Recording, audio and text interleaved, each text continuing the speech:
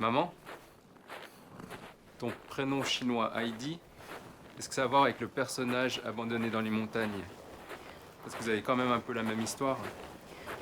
Heidi, la petite fille dans les montagnes, là. Non, pas du tout. Pas du tout. Je crois, en fait, Heidi, c'était... le nom, ça veut dire, en chinois, ça veut dire Hai, c'est la mer. Ti, c'est une espèce d'herbe marine. Mais c'est plutôt phonétique. C'est-à-dire que maman s'appelait Thérèse. Moi, j'ai été appelée Thérèse d'après le nom de maman. Et Thérèse, c'est Hai, Ti, Hai, Zi. Voilà, c'est ça.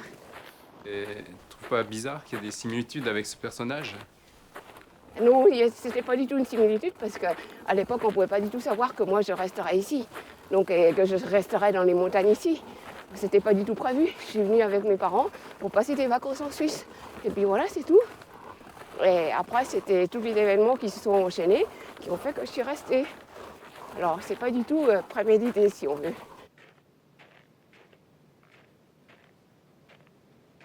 Et je peux m'identifier un peu à cette fille qui court dans les montagnes, parce que j'aime bien, quand j'étais enfant, tu sais, j'étais du côté de, juste derrière cette montagne, là-bas derrière. Et là, il y avait justement les... J'allais en vacances en été dans un alpage. C'était bien. Puis, je m'ennuyais pas. Je me baladais dans les pâturages, etc. Et puis voilà, j'aimais bien. Mais t'as pas eu de problème parce que t'étais d'origine chinoise? Et c'était plutôt quand je descendais à l'école.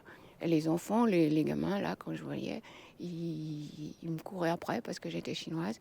Et j'avais des nattes. Alors, ils me tiraient les nattes. Voilà, c'était ça. Parce que j'étais chinoise. Puis, oh la chinoise.